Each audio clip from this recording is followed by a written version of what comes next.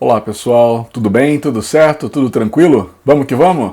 Vamos continuar as resoluções dos vestibulares de 2022 e dessa vez vamos para a prova da Faculdade Albert Einstein para Ciências da Saúde. Essa prova é dividida em duas partes. Primeira parte, questões de múltipla escolha. Segunda parte, questões dissertativa, mais uma redação. Nós faremos a resolução das duas partes na sequência. Porém, antes de iniciarmos, como de hábito, peço que se considere inscrever no canal, que clique no sininho para receber as notificações dos novos vídeos e compartilhe esse vídeo com seus amigos. Comente, faça perguntas e no final, se gostar, deixe seu like. Começaremos pela questão 36, que diz assim: a figura mostra o trecho de um brinquedo que contém um loop circular de centro C e raio R. Contido num plano vertical, uma pequena esfera de massa m passa por esse looping sem perder contato com ele.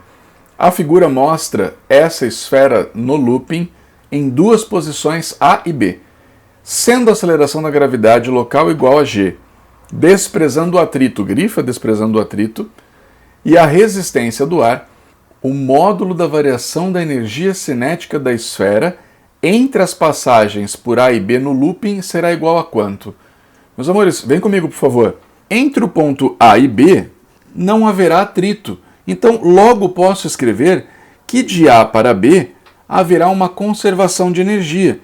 A energia mecânica em A é igual à energia mecânica em B. Mas essa tal dessa energia mecânica ela pode ser expressa da seguinte forma, né? Energia potencial gravitacional em A mais a energia cinética em A é igual à energia potencial gravitacional em B mais a energia cinética em B. Galera, tem uma brincadeira aqui que a gente costuma fazer que é a seguinte: passa tudo que é cinético para um lado, passa tudo que é potencial gravitacional para o outro. Eu vou fazer o seguinte, vou passar a energia cinética de A para o segundo termo. Ela vai passar subtraindo, bem como a energia de B passará para o primeiro termo, também subtraindo. Escreveremos então energia potencial gravitacional em A menos a energia potencial gravitacional em B é igual a energia cinética em B menos a energia cinética em A. Meus amores, considerando que ele vá de A para B, B seria a nossa posição final. B menos A, final menos inicial, é variação. Então, aqui eu tenho a variação da energia cinética, final menos inicial. E aqui eu tenho o inverso, porque eu tenho o início menos o fim. Se é o inverso, eu vou escrever menos a variação da energia potencial gravitacional é igual à variação da energia cinética. Ah, entendi, professor. Mas e daí? Nós vamos fazer o que agora? Agora deixa eu te contar um detalhe. Para sair de A até B, eu não sei as alturas de A nem de B, mas eu posso brincar da seguinte forma. Traça comigo aqui, ó, uma linha horizontal que passe pelo ponto A. E trace uma linha vertical que passe pelo ponto B. Essas duas linhas formam 90 graus entre si, onde a hipotenusa deste triângulo retângulo é R mais R, logo 2 R's. Ok? Ah, entendi, professor. E tu vai fazer o que agora? Agora eu quero te mostrar o seguinte. Você concorda comigo que isto aqui é um quadrado de lado H? Eita, professor. Pois é, vem aqui, acompanha comigo. Este é um quadrado de lado H, onde a hipotenusa vale 2 R's. Eu poderia até aplicar Pitágoras, né? Ah, entendi onde o senhor vai. Pois é, olhando para esse triângulo, eu vou escrever o seguinte: 2 R's elevado ao quadrado, a hipotenusa ao quadrado, é igual a H ao quadrado mais H ao quadrado. Professor, mas isso aí é 2H ao quadrado. Isso, exato. Agora nós vamos tirar a raiz quadrada dos dois lados, para assumir com esses quadrados daqui. Tirando a raiz quadrada de 2R's ao quadrado, vai sobrar 2R's. Compreendo, professor. E tirando a raiz de 2h ao quadrado, o h vai para fora da raiz e o raiz de 2 permanece lá dentro. Entendi. Logo, eu posso escrever que o h será igual a 2r dividido por raiz de 2. Professor, mas não é muito elegante deixar assim não, né? Não é muito elegante deixar assim não. Nós vamos racionalizar aplicando raiz de 2 no numerador e no denominador. E aí ficaremos, raiz de 2 vezes raiz de 2 é raiz de 4, que é 2. Simplifica com esse 2, sobrará r raiz de 2. Eita, professor, que foi que eu entendi? Pois é, essa é a altura h. Professor, e por que tu fez isso? Porque, veja, a variação da energia cinética não é igual a menos a variação da energia potencial gravitacional? E a variação da energia potencial gravitacional está associado a esta altura h. Compreendo. Então, eu substituirei esta variação por mgh. Mas o h é dado pela expressão r raiz de 2. Professor, mas esse menos aí? É porque se eu for de A para B, eu estou perdendo velocidade, eu estou subindo. Então a minha energia está sendo dissipada. Porém, se fosse de B para A, essa energia seria positiva, ela estaria aumentando. Logo, quando penso na resposta para a minha questão, eu penso em módulo e assinalo a alternativa C como gabarito para esse exercício. Já na questão Q, 37, ele nos dá determinada massa constante de um gás ideal sofre transformação cíclica ABCDA, representada no diagrama de pressão por volume. Sendo T a temperatura absoluta deste gás em cada um dos estados indicados no diagrama, pode-se afirmar que, meus amores, é para você ganhar tempo. É uma questão rapidinha. Temperatura absoluta é porque a temperatura na escala Kelvin. E ele está perguntando ali nas alternativas, veja lá, TB é igual a TC, TC é igual a TD e assim por diante. O aluno bem preparado ele não vai perder tempo, ele só vai fazer uma verificação. Porém, olha aqui para o tio, por favor. Gráfico de pressão por volume. Professor, por que eu não perderia tempo? Porque eu deveria saber de antemão que no gráfico de pressão por volume existe uma curva que não está desenhada, que é a curva da isoterma. Entendi, professor, tem razão, né? Então veja bem, existe uma isoterma passando pelo ponto A, representando a temperatura TA. Existe uma isoterma passando por B, existe uma isoterma passando por C. Entendi, professor. Tá, mas e daí? O que isso me ajuda? Para um pouco, presta atenção no tio. Qual a chance dessa isoterma ser igual a esta? Qual a chance dessa isoterma ser igual a esta? Qual a chance desta isoterma ser igual a esta? Professor, quando o senhor diz igual, eu quero dizer ser a mesma. Não há a mínima chance, né? Entendi, professor. Você está querendo dizer assim, né? Se eu pegar um gráfico de pressão por volume e traçar uma isoterma, veja, todos os pontos sobre esta curva terão a mesma temperatura, terão temperaturas constantes. É a chamada isoterma. Entendi, professor. Então, pontos que estão sobre essa mesma curva têm a mesma temperatura. Isso.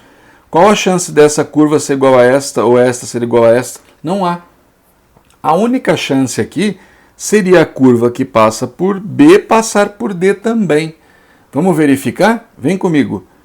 Se o gás é um gás ideal, conforme citado no texto, ele deve obedecer a equação PV é igual a nRT.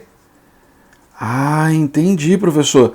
Então, eu poderia escrever para este gás a seguinte situação.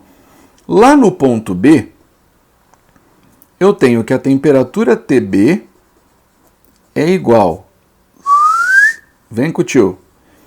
A pressão em B é 4P0. O volume em B é V0 dividido por NR. Pronto. Ok? Já no ponto D, só para que a gente verifique, vem comigo, TD é igual, olha lá, substituindo, a pressão é P0, vezes o volume, que é 4V0, tudo isso dividido por NR. Eita, professor, que a gente dá uma reajustada aqui, né? Se passar na lombada para arrumar a carga, né, professor? Pronto, olha o que vira. 4P0V0 sobre NR, que é exatamente igual a de cima. Logo, podemos concluir que TB será igual a TD. Pronto. Eita, professor, nada como conhecer bem, né, os gráficos das transformações. Exatamente. Tá aí, assinalamos a alternativa C como resposta do exercício. E lembre-se aqui, curtiu, aproveitando a deixa, gráfico de pressão por volume, professor. Gráfico de pressão por volume tem um detalhe, né? A área debaixo deste gráfico é numericamente igual ao trabalho. Eita, professor, que aí sim, hein? Pois é, se tu calcular a área dentro desse ciclo, você terá o trabalho realizado pelo ciclo, certo? No sentido horário, trabalho positivo, pois o trabalho positivo é maior do que o trabalho negativo. E se você calcular no sentido inverso, um ciclo anti-horário, aí o trabalho será negativo, ok? Bora para a próxima. Agora na questão 38 nós temos uma questão de ótica, uma questão de refração. Em pé, sobre a borda de uma piscina de 5 metros de profundidade, uma pessoa aponta um laser para uma boia dentro da água, que está presa por um fio de comprimento L no fundo dessa piscina. Porém, devido ao desvio sofrido pelo laser, ele atinge o fundo da piscina exatamente no ponto em que o fio que prende a boia está fixo.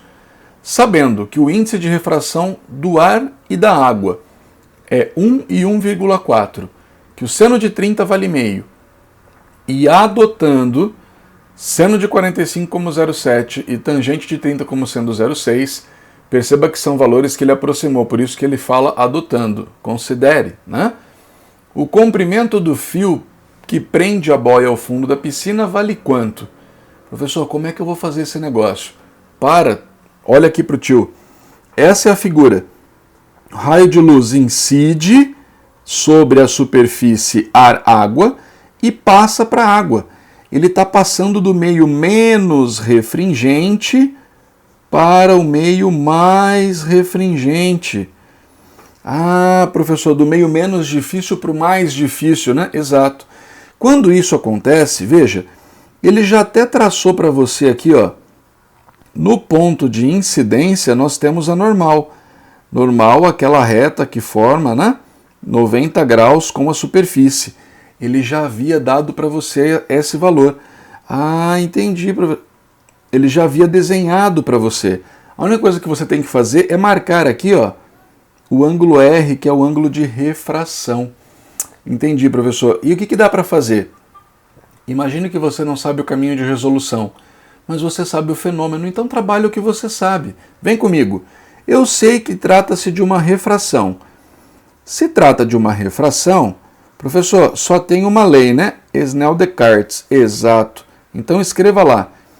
N de A vezes seno de I é igual a N de B vezes seno de R. Ah, entendi, professor. Só tem essa, né? NA é o índice que contém o ângulo de incidência. Bom, a incidência é a 45 graus e o meio é o ar. Então vai ficar N do ar vezes seno de 45 igual... Pessoal, é o 45 de baixo ou de cima? Lembre-se que o ângulo na equação de Snell-Descartes é sempre entre o raio e a normal. Ah, entendi, professor. Então é esse vermelhinho mesmo, né? Isso, exato. E o índice B é onde contém o ângulo de refração. O ângulo de refração é esse aqui, entre o raio e a normal. Entendi, professor. E o meio que ele está é o meio água, né? Então é N água vezes o seno de R que nós desconhecemos. Vem com o tio. O N do ar vale 1 O seno de 45 ele pede para você considerar como sendo 0,7. O N da água considera-se como sendo 1,4 vezes o seno do ângulo R. Professor, mas se for assim, então, o seno de R vai ser 0,7 dividido por 1,4. Isso. E isso aqui, né, ó, se fosse 7 em cima e 14 embaixo, o 14 é 2 vezes o 7. Então isso aqui vai dar meio. Professor, mas quando isso acontece, eu consigo o valor do R. Pois é. Porque qual é o ângulo cujo seno dá meio? Professor, este ângulo é o ângulo de 30 graus. Eita, maravilha, professor. Você acabou de descobrir o valor do ângulo de refração, né? Exato. E, professor, você vai fazer o que com isso aí agora? Bom, vamos brincar um pouquinho. Eu sei que esse cara vale 30. Eu conheço essa altura. Professor, se você conhece essa altura e esse ângulo, dá para descobrir qual é esse valor aqui, não dá não? Exatamente. Nós vamos descobrir quanto é que vale esse X aqui, ó. Entendi. Usando esse triângulozão, né, professor? Isso, usando esse triângulozão. Vamos aqui fazer aqui pro tio, ó. Vem comigo. Esse triângulozão, esse triângulo ele possui as seguintes medidas, né? Ele tem uma altura aqui de 5 metros. Aqui eu tenho o valor de X. E esse ângulo aqui eu sei que é um ângulo de 30 graus. Cateto oposto por cateto adjacente é tangente. Eita, professor, que a tangente de 30 graus então vai ser o cateto oposto sobre o cateto adjacente, né? Isso. Veja bem, X será igual a 5 vezes a tangente de 30. Oh, mas ele pediu para você considerar a tangente de 30 como sendo 0,6, não é mesmo? 5 vezes 6 daria 30. Como é 0,6, vai dar 3. Ah, entendi. Então esse cara aqui vale 3 metros, professor? Exato. Agora, olha o que eu vou fazer. Eu vou aqui no triângulo de cima. Professor, o que tu vai fazer com o triângulo de cima? Esse aqui agora, ó. Ah, tem um triângulozinho formado aqui, né, professor? Tem. Ó, é esse triângulo aqui, na verdade. Professor, como tu sabe que é esse cara aí? É porque, veja, ele não é o prolongamento do raio? Se ele é o prolongamento do raio, este ângulo aqui é igual a este. Ele é OPV, né? Ele é oposto pelo mesmo vértice. Ele vale 45. Ah, entendi. Professor, mas e essa alturazinha aqui? Então, essa alturazinha aqui eu desconheço, vou chamá-la de Y. Entendi. Mas essa lateral aqui eu sei, ó, ela vale X, que acabamos de calcular que vale 3 metros. Mas peraí, professor, não precisa fazer cálculo não. Se o ângulo é 45, aqui também o é. Então, esse triângulo aqui, na verdade, é um triângulo isósceles. Ou eu ainda posso imaginar que isso aqui é um quadrado de lado 3 que eu cortei no meio a 45 graus. Logo, o y será igual a 3 metros. Ah, professor, compreendo. E agora, né? Você que não é bobo nem nada já percebeu. Se esse cidadão aqui, ele vale 3 metros... Para completar os 5 da profundidade, isso significa, portanto, que o nosso L será igual a 5 menos 3, isso dará 2 metros de profundidade. Eita, professor, pois é. Assinalamos aí a alternativa C como gabarito desse exercício. Bom, agora a questão que é 39. Diz que a figura mostra uma mesma corda fixa em duas extremidades, submetida a uma força de tração de intensidade constante. Opa, parou. Grifa aí. É uma corda esticada por uma tração. Professor, o que eu tenho obrigação de saber? Bom, óbvio, né? Vem comigo. Trata-se de um exercício de ondas. Ondulatória, né, professor? Exato. E nessas andanças, nesses nossos estudos sobre ondas, passamos pelas ondas em cordas vibrantes. Ah, é verdade, né, professor? E de lá nós vimos uma equação, isso, nós vimos uma equação que você não pode deixar de levar para o vestibular. Dizia que V é igual a raiz da tração dividido pela densidade linear de massa. Eita, professor, é a tal da equação de Taylor. Isso, exatamente, né? Onde essa velocidade aqui era dada em metros por segundo,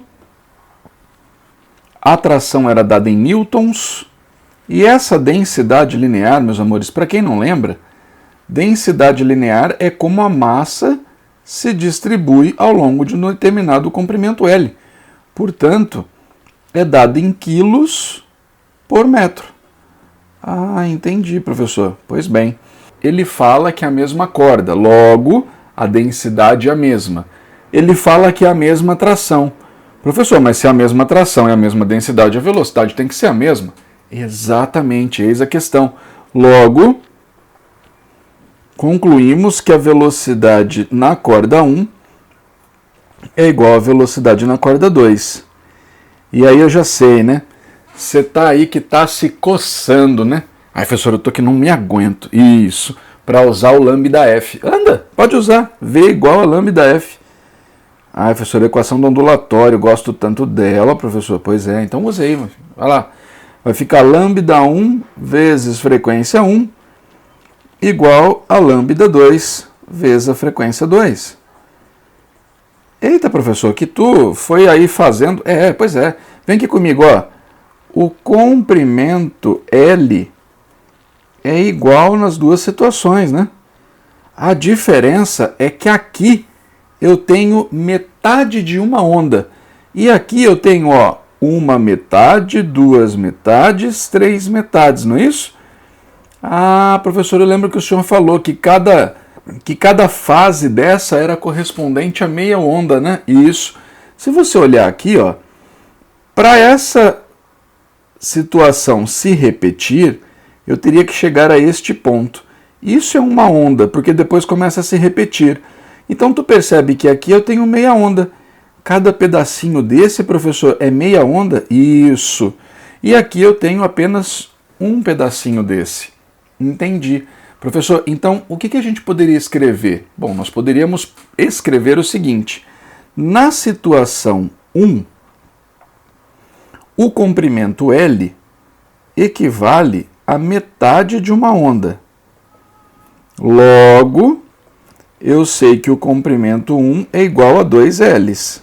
E para a corda 2, professor? Bom, para a corda 2 eu posso dizer que o L equivale a 3 metades de um comprimento de onda.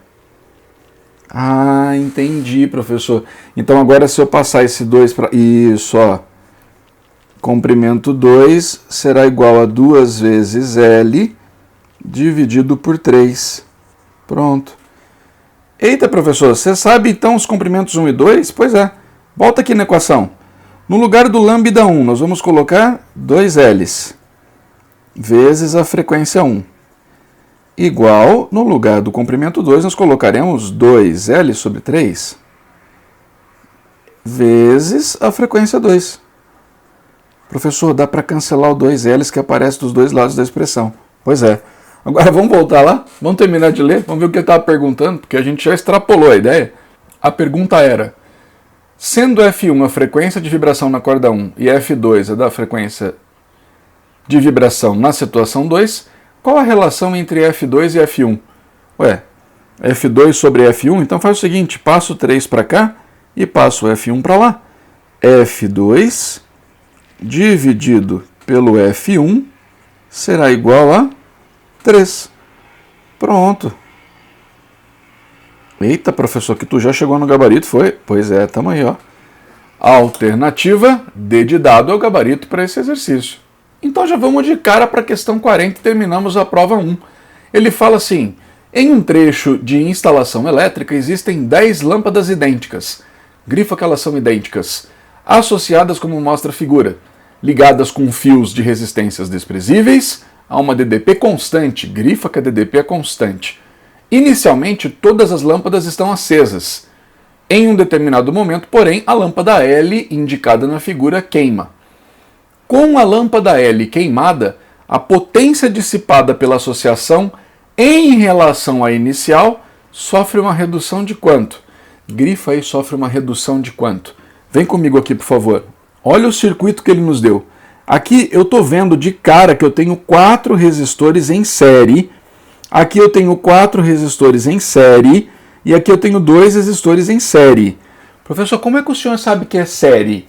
Porque série, o I é constante, a corrente é a mesma.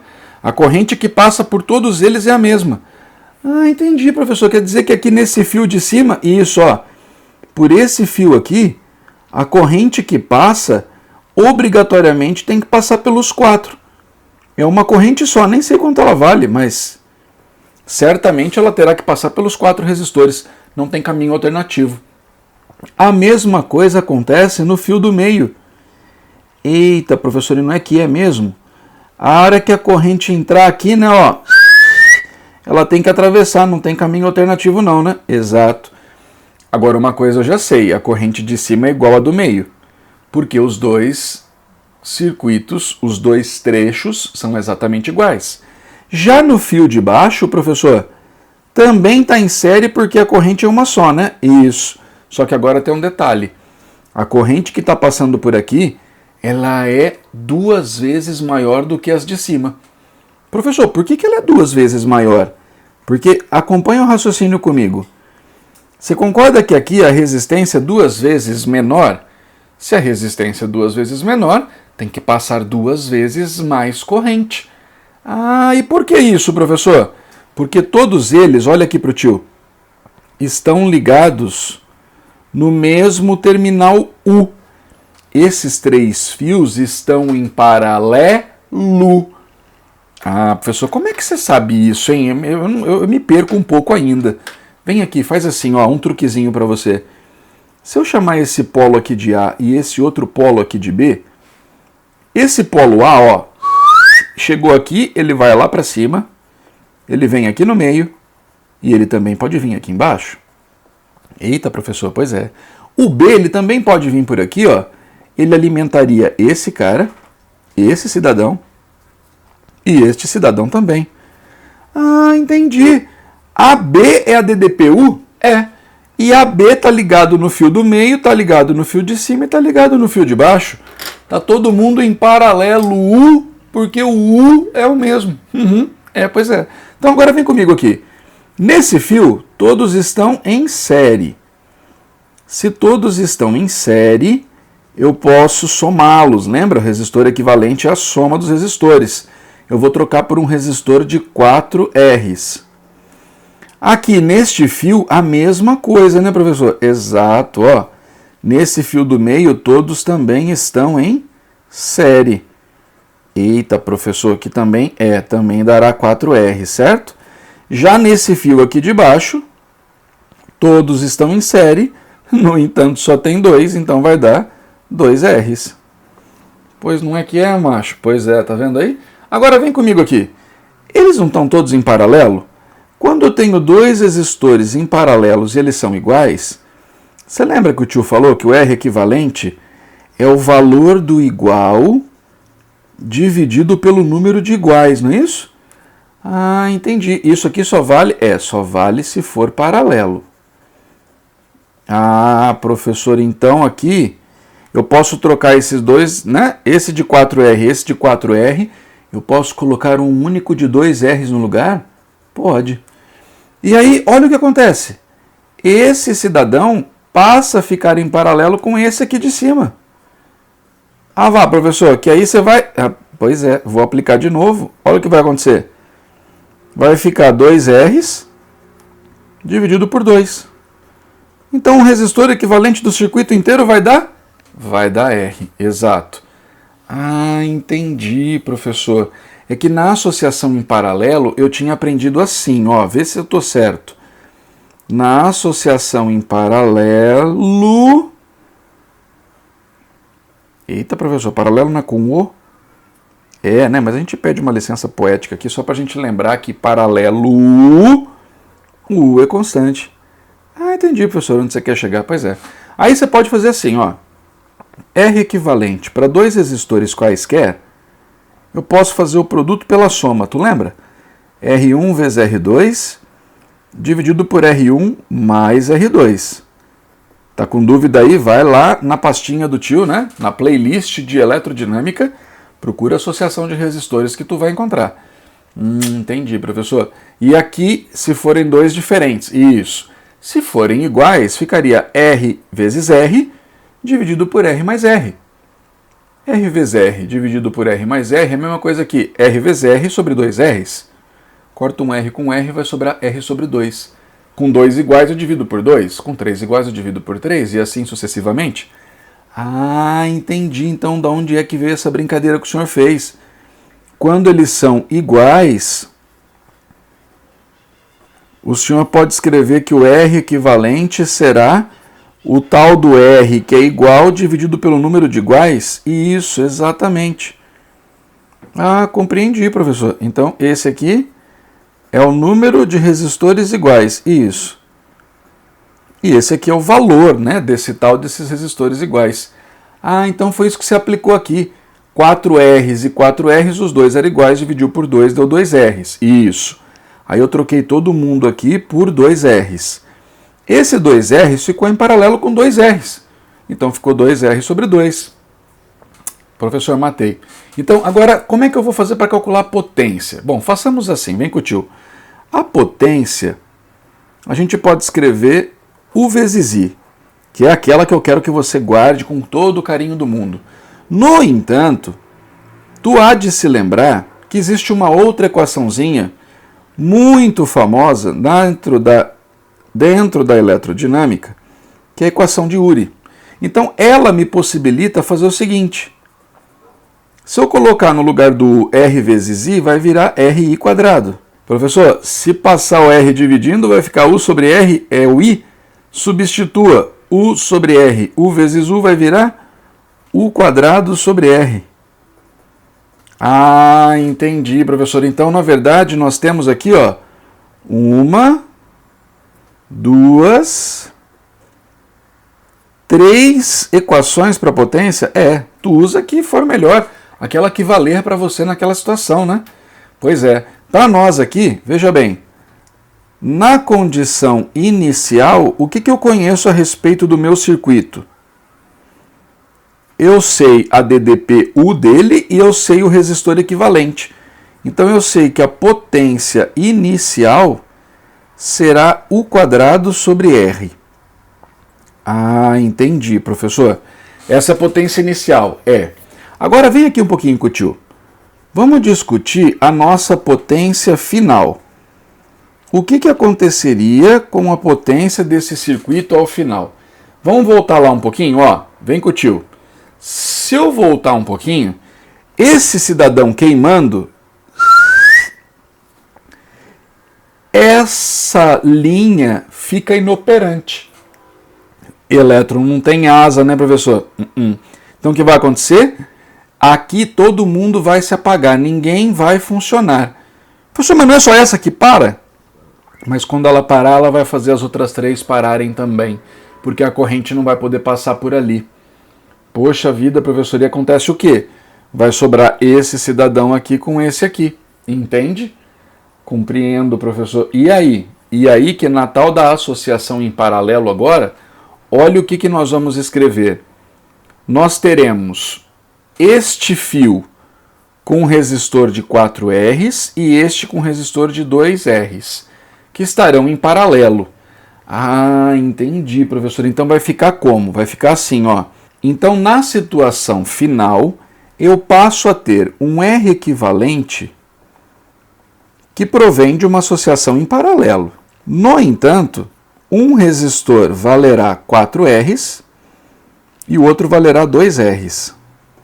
Ah, entendi, professor. Então vai ficar 4 R's vezes 2 R's dividido por 4 R's mais 2 R's, certo? Isso, pois bem. E aí? E aí agora, vem comigo. Isso aqui é a mesma coisa que 4 vezes 2 são 8 R's. Dividido, 8 R's quadrados, né? Ah, professor. E 4 R's com 2 R's são 6 R's. Corta um R de cima com um R de baixo, dá uma simplificada na brincadeira, vai sobrar 4Rs sobre 3. Ah, entendi. E agora eu posso voltar e escrever então que a minha potência final do circuito será igual o mesmo U ao quadrado, manteve-se. No entanto, o R agora passa a ser 4Rs sobre 3. Galera, na divisão de frações, eu posso manter a de cima, multiplicar pelo inverso da de baixo, vai ficar assim, ó. 3U ao quadrado dividido, vê se vocês concordam com o tio, 4Rs. Ah, professor, entendi. E esse U quadrado sobre R aqui, ó, se você observar, é a potência inicial. Então, o que significa isso, professor? Significa o seguinte, vem comigo. A potência final será igual a 3/4 da potência inicial. Espera aí, que tu não é bobo, não. Vamos ganhar tempo aqui, por favor, venha com o tio. Meu amor, a potência final é 3/4 da inicial. Se ela é 3/4, ela caiu 1/4, concorda comigo? Ela diminuiu 1/4. Diminuir 1/4 é diminuir em 25%. 4/4. Se diminuir 1, eu fico com 3/4. Diminuiu 25%, não é? 25, 50, 75 e 100. Caiu 25%, assinala lá, feliz e contente, alternativa B de bola, e vá para casa com mais um gabarito, ok? Tudo bem? Bom, terminamos a primeira prova. Terminamos a prova 1. Agora nós vamos fazer a questão da prova 2, que é a questão dissertativa. Chegamos então à questão 3 da prova 2. A única questão dissertativa de física que tinha nessa prova. Ela dizia assim: gruas são equipamentos utilizados na construção civil para movimentar objetos tanto na direção vertical como na horizontal. As figuras mostram uma grua em duas situações. Na primeira, com a haste horizontal da grua parada, um bloco de 200 kg é puxado verticalmente para cima, em movimento uniforme, por um cabo de massa desprezível. Por favor, grife ali que está em movimento uniforme. Subindo em movimento uniforme. Professor, e o que tem a ver isso? Primeira lei de Newton, movimento retilíneo uniforme. A resultante tem que ser igual a zero, certo? E o segundo, ele diz que o cabo que passa a 8 metros do eixo da grua puxa um bloco que sobe verticalmente com velocidade de 0,6 metros por segundo, enquanto a haste horizontal da grua e o bloco giram com uma velocidade angular constante de 0,1 radianos por segundo. Na segunda situação, nós temos dois movimentos associados. O bloco sobe, ao mesmo tempo ele rotaciona. Então, vamos à pergunta. Desprezando a resistência do ar, calcule. Item A.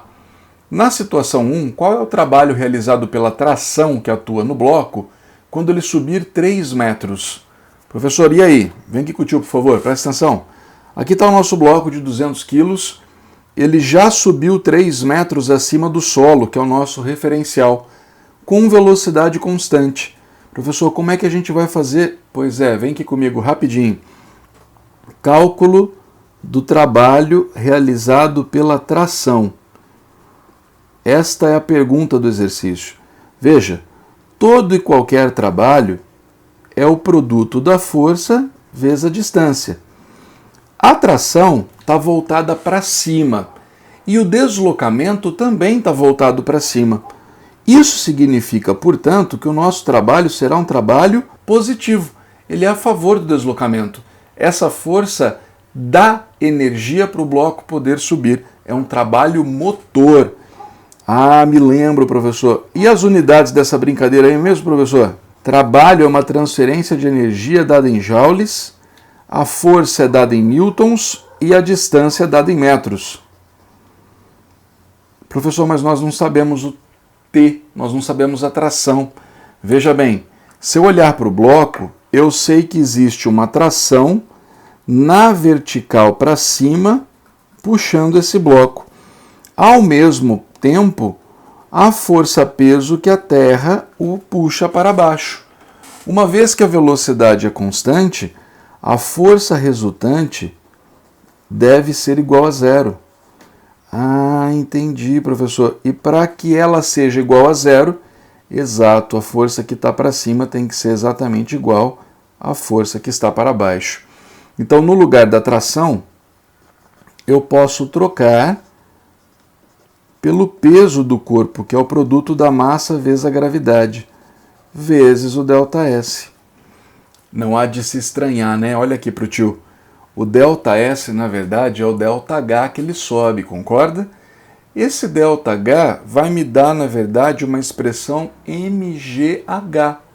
Professor, mas mgh é energia potencial gravitacional. Sim, se ele sobe com velocidade constante, o trabalho da tração não é para lhe conferir uma energia cinética, é para lhe conferir uma energia potencial gravitacional.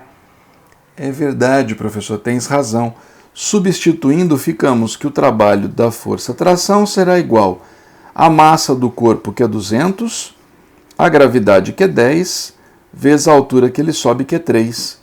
Isso nos dará um trabalho, 2 vezes 3 é 6, 10 a terceira joules, 6.000 joules, 6 quilojoules, como preferir. Está aqui. Essa é a resposta da alternativa A do exercício. Professor, e o item B? Bom, vamos pensar assim agora.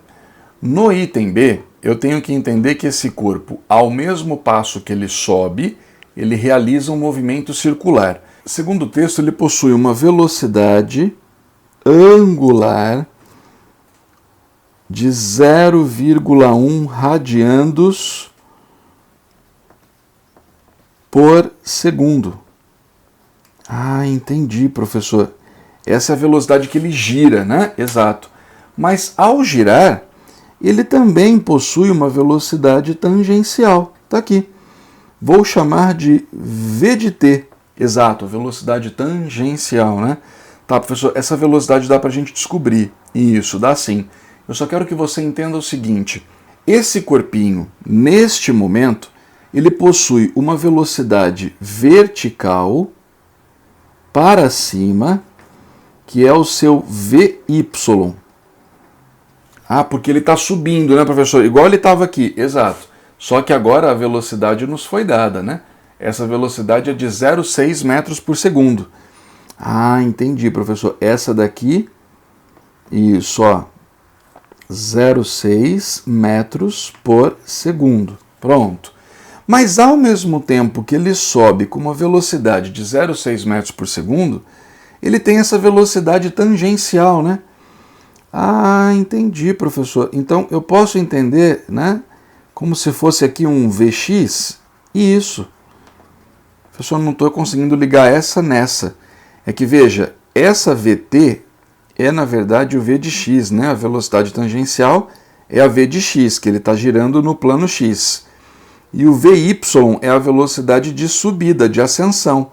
Então eu tenho uma velocidade saindo do plano do papel, certo? E eu tenho uma velocidade no plano do papel. Ah, compreendo. Professor, e esse Vx a gente vai calcular é como, hein? Pensa comigo um pouquinho. Ele disse para nós que o braço da grua tem 8 metros de distância, 8 metros de comprimento.